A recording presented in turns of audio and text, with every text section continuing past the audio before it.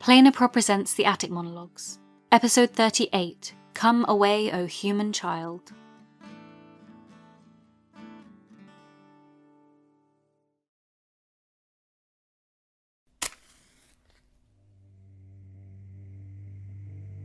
Back together at last. I knew you would be, of course. So did you, if you're honest with yourself. Which you rarely are. How long did it take? Weeks?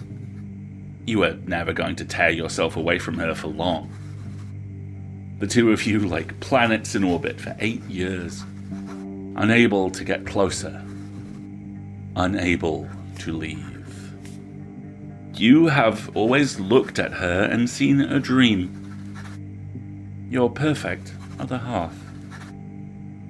Quiet where you are loud. Resilient where you have learnt to fold. A vault of memories and laughter you have learnt the art of opening. Now, she stands in the shattered remnants of the pedestal you placed her on. At ground level, you do not know how to reconcile her.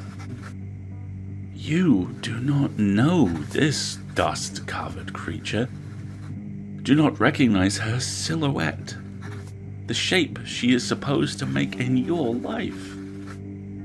To her, she still looks at you from below, like one of her beloved ancient statues. Something to be treasured, valued, but ultimately remain untouched. She would watch you fracture from afar, but she would not piece you back together. She is too sure of her own fault lines. Too sure she would piece you back together wrong. There would be too much of her in your structure, and this, above all else, would be unforgivable. At least, if you crumble and reform on your own, she has not changed you. She has not marked you with the dirt that never leaves her fingernails. Her character has always lain at the crux of these two sins: self-hatred and inaction.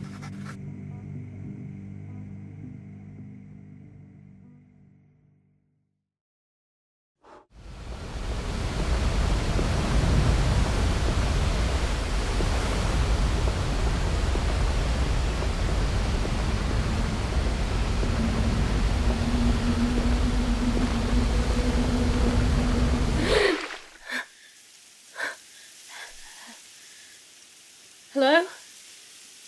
Is anyone there? I'm here! Right where you wanted me! So show yourself! Tell me what all of this has been for!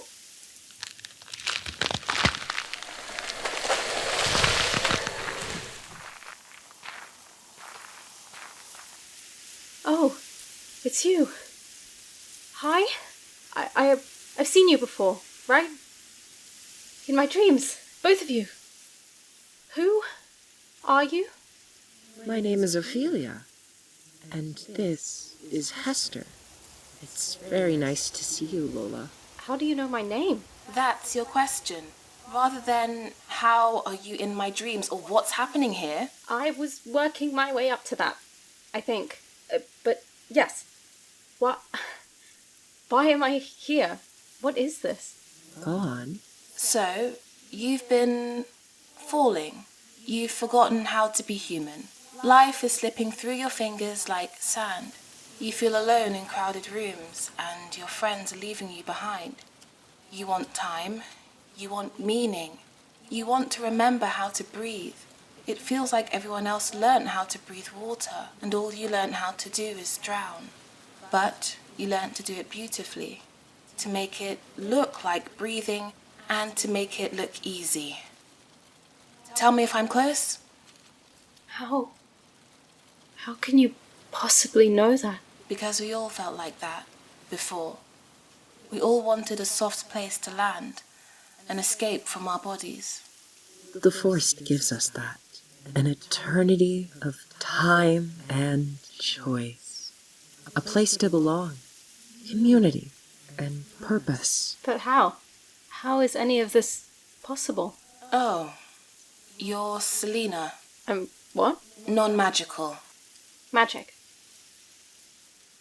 Yeah, okay. That makes sense. Sentient forest, dreams, ghost skulls, magic. Normally I think I'd freak out about that, but I don't think there's enough left of me to be surprised. Did the forest do that? Make me fall apart? No. All it did was slip through the cracks the world had already left in you. Remind you of things you already know. It is like a song you've heard 100 times. One you do not think you know the words to. Cannot recall more than a couple of fragments when you try. And when that melody plays, it is as if the words fall out of you. As if they have been sitting under your tongue all this time. Just waiting for the right conditions to come free. As if they have a home in your bones and you in theirs. Do you understand? I think so. Yes. It's also goddamn terrifying. Hester! What? Just because I finally drank the Kool-Aid doesn't mean I can't notice my tongue is stained red. Weren't you afraid at the start? No. I don't believe you. You're telling me you started hallucinating, hearing voices, and it did nothing to your sanity. That you just stepped right over that precipice and expected them to catch you. I'd already learned how to fall. What I'm saying is, it's okay to be afraid. And also, if you want to run, you should do it now. Did you? Yeah. I fought it off for years. Sold my soul to the devil and locked myself in paper and ink. It took years, and being freed from that, to realize I'd just chosen what I thought was the lesser of two evils. But it was worse. We're all going to die, in the end. We can either die out there, in the real world, suddenly and painfully, or slowly and painfully, or we can rot here, forever, in dreams. At least this is gentle. At least we're giving back to the world. At least we're never alone. That sounds nice. Is that weird? I don't think I'm scared. Not anymore. I'm just hollow. Ready. I don't know. Then follow us. We'll take you to your tree. Your resting place. Your home.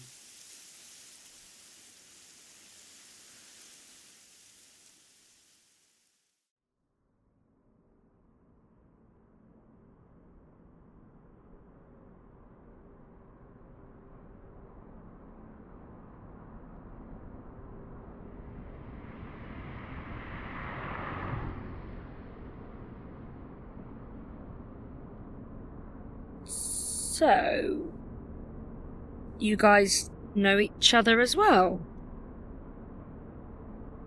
Anything I need to know? No. Not particularly. Okay. It's just, like, we literally introduced you guys to each other a few weeks ago. Unless you've secretly known each other for years, which I've heard is a thing that can happen, you know? Oh, please. You'll have to get over that sometime. How is it my job to tell you anything? For all you knew, I had no idea you two had anything to do with each other. But you did know. Like, categorically, you did in fact know. He likes to cause chaos so he can laugh at it. As opposed to you, who likes to cause chaos so you can cry about it. At least she feels remorse. That's not the defense you think it is. And I do not want to hear anything from you. You're still ignoring my question. Seth? We hung out a few times, Nix. It's not a big deal. I don't know, because everyone in my life seems to be lying to me at this point, so I just have to be 100% sure. Oh my god, Nix, they're obviously screwing. Which is gross, by the way. Did you know he's my uncle? He's your what? I didn't think that bit was relevant. I am myself before I'm related to you, dear niece. How old are you? 22. How long have you been 22? 15 years, give or take. You mock me for my lack of classical education. What? You've been back like 6 months, and no one's made you watch Twilight? What is Twilight? Don't worry about it, Spider Monkey. Spider what? Oh my god. No, I'm pretty sure I've never seen you outside in the sun. Me neither. Raven, do you, by any chance, sparkle? Sparkle? What are you talking about?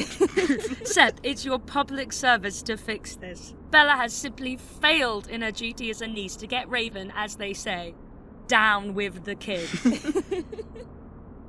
God, wait. I'm doing it again. Doing what? Pretending everything is fine.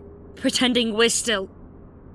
I can't talk to you or laugh with you. I can't even look at you right now. Then why are you here, Nix? Why did you come with us? For Lola! Our best friend is in danger, and apparently Raven is the only one who can help us, and you think I wouldn't come just because you betrayed me. Lola needs us. I can be an adult about that.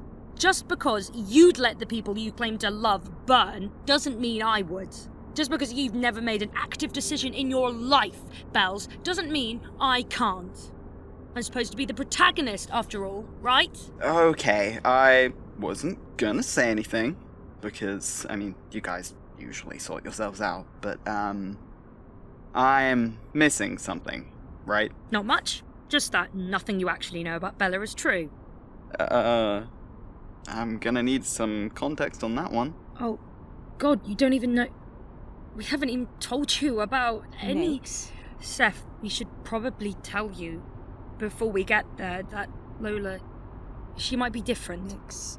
When she said she went walking... Nix, are you sure this is a good idea? There's some stuff you don't know that's been going on, and I mentioned the forest? Well, it's not exactly like a normal forest. It's sort of magic. It can sort of, talk to people and haunt them into losing their minds and stuff. And I know that sounds kind of crazy, but believe me, it's true, because, I'm kind of magic now, too. And so is Bella. Well, she's always been magic, as it turns out, and that's a whole other kettle of fish, to be honest. But the point is, magic is real. I kind of already know. What?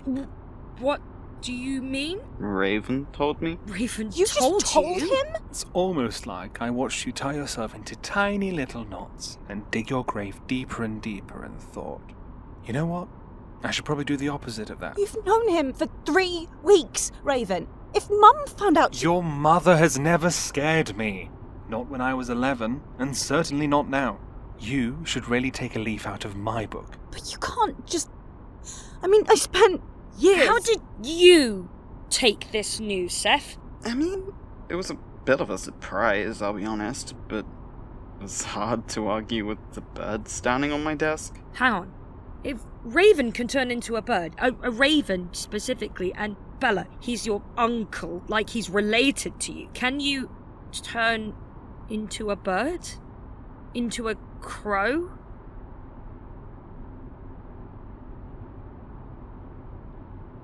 Oh my god, you can, can't you? This is all beginning to make sense. Everything! You hate birds, but you're obsessed with them. How many of the other birds we've been stalked by in the past 8 years have just been members of your family checking up on you? I can never trust a bird ever again. Do you see what you've done? Ugh. So, Bella, you've been a bird this whole time? That's about the gist of it. Well, okay then. Okay then? How can you be so calm about any of this? One of my best friends is missing.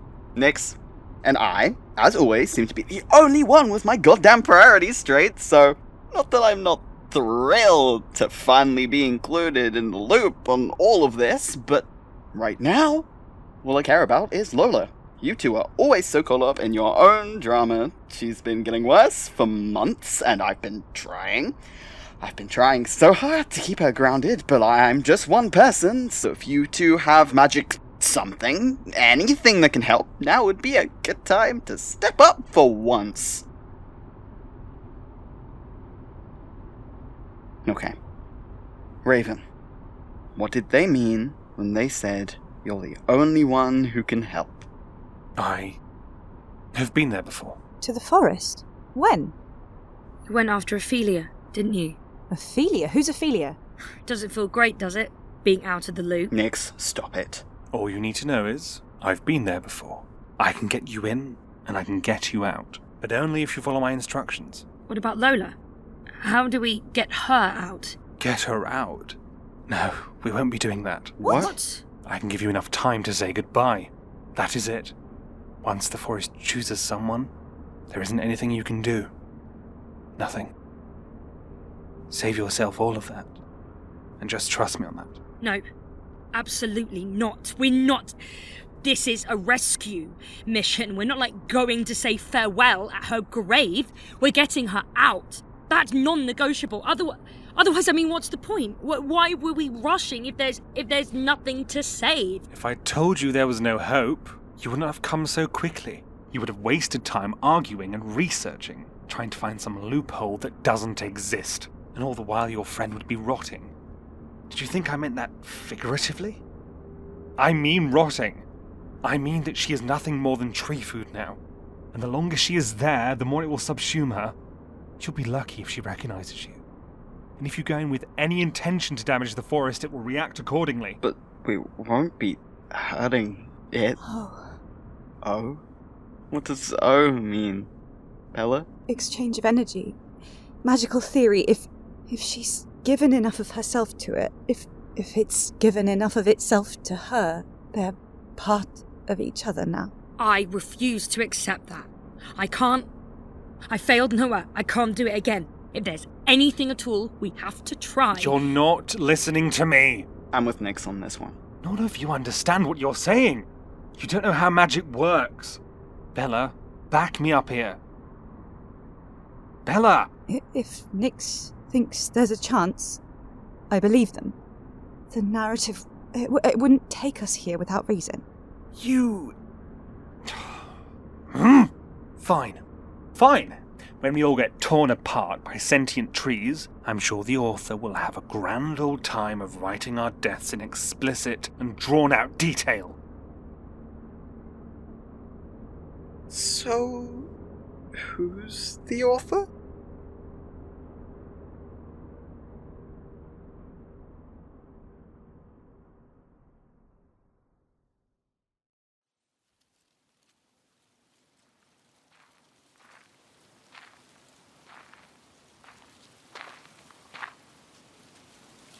Is this it? My tree? It's beautiful. It's yours. All you have to do is sit down and rest. The roots will do the rest of the work.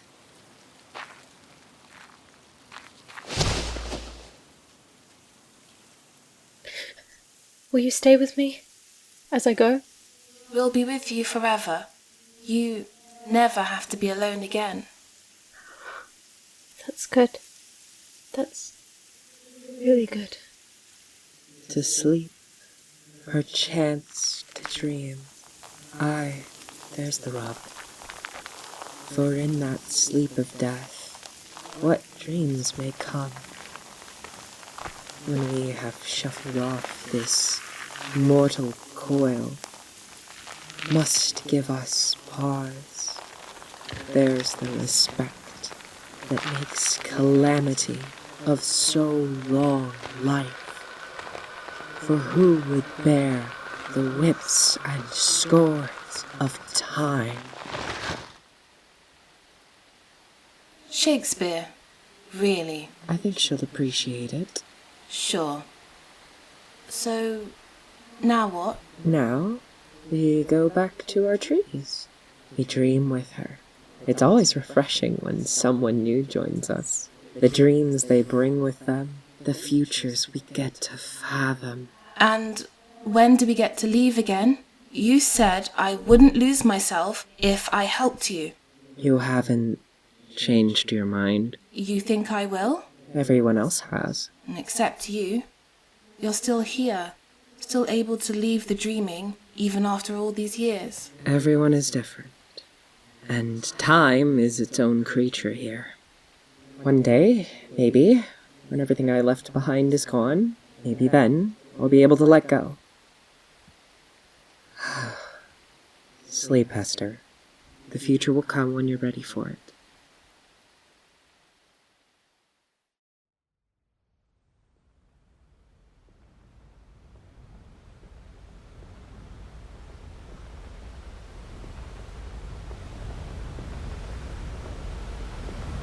Lola's in there. It looks just like an ordinary forest. Not that I don't believe you guys, but... This wind is definitely not natural. Anyone else wishing they'd pack, like, a sword? Maybe a shield? Just in case? Now is your last chance to back out. There's still a chance the forest will let you walk away and live another day. Once we get in there... I'm going in. Wait, you can't just rush in. Where did she go? She just vanished. Like I was trying to say, the forest protects itself from outsiders. You cannot trust what you see in there. It will show us things, dreams we wish would come true. Anything to get us to stop, to stay a while. We need a plan. I can't leave Bella in there on her own. I'm sorry. If we split up, we'll find Lola faster anyway. For fuck's sake! Anything else to add? I suppose not. Just... It will make you forget. If it can. He'd find an anchor to the real world. So, you're saying we should hold hands? You know, for safety. Well, it couldn't hurt. Okay, let's do this.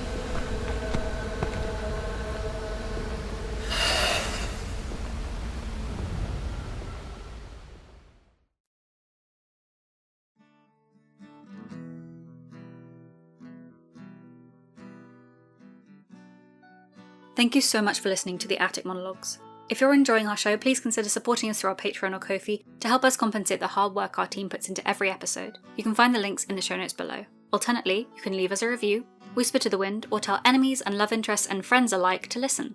This episode was written by Morgan Greensmith and produced by Morgan Greensmith, L.M. Clohessy, and Soren Briarwood. It was directed and script edited by L.M. Clohessy. The sound design is by Isaac Thompson, and the theme tune was composed by Wilkie Morrison. In this episode, you heard the voices of Atlas Morgan as Nyx Ryland, Roya Gharbi as Lola Brodeur, Cerise Angela as Hester, MJ Scott as Ophelia Martin, Cry MJ as Seth Entham, Drew Citrine as Raven, Bonnie Calderwood Aspinwall as Bella Crow, Alistair Stewart as the author.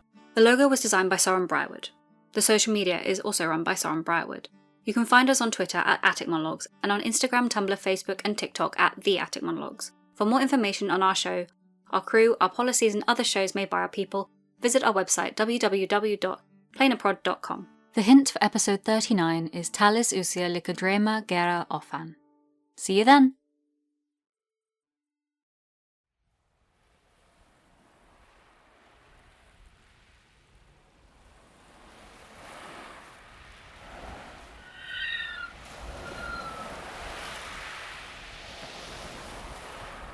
I'll admit, this is a nice first dream. Exmouth Beach. We used to come here a lot when I was a kid. So how does this work exactly? You only ask that now. We share dreams here. The forest plucks them like strands, depending on who needs it most. And the rest of us play our parts to make that dream come true. What was that? I don't think I dreamt that.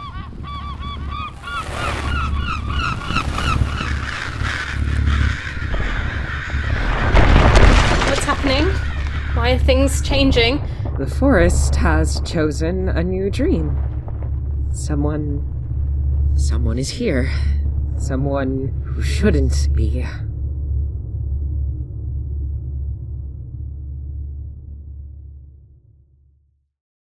Today's episode features the trailer for Haine, a supernatural horror audio drama about a Filipino immigrant living in Toronto whose family background accidentally gets her involved in stopping dangerous supernatural events. We know fans of the Attic Monologues will adore Haine's urban fantasy setting, lovable and very queer cast of characters, and perfect blend of horror and humour, so without further ado, Haine. And right behind her, breaking from the darkness, grabbing at the place she had just been, was a hulking figure. No, not a figure. A mass. A mass of stretched grey skin. Human skin, but from someone long dead. Stretched so thin you could see something rotting and roiling beneath, but somehow keeping its shape, keeping itself together, a flimsy flesh sack, dragging itself across the floor.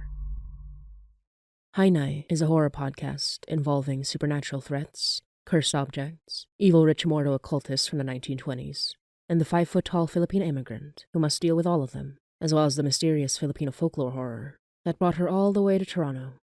Mari Datuin calls her nanay, or mom, about her experiences with the supernatural. She uses knowledge and magic her babaylan, or shaman, nanay gave her to face threats nobody else seems equipped for. A Monster of the Week series with an overarching plot, Haine's first season deals with a mysterious benefactor, a powerful immortal, the leader of the Elders, who appears to be facilitating the frightening supernatural deaths of innocent people, absorbing the magic generated by those deaths. But not all is as it seems in this atmospheric, terrifying, Magnus Archives-inspired analog-style audio drama in the format of phone calls and tape recordings. If you like horror podcasts full of supernatural horror, folk horror, body horror, urban fantasy, Filipino culture, queer love both sweet and toxic, and the knowledge that supernatural threats will never match the terror of real-life fascism, and maybe a surprise musical episode, check out Haine wherever you listen to podcasts, now part of the Rusty Quill Network.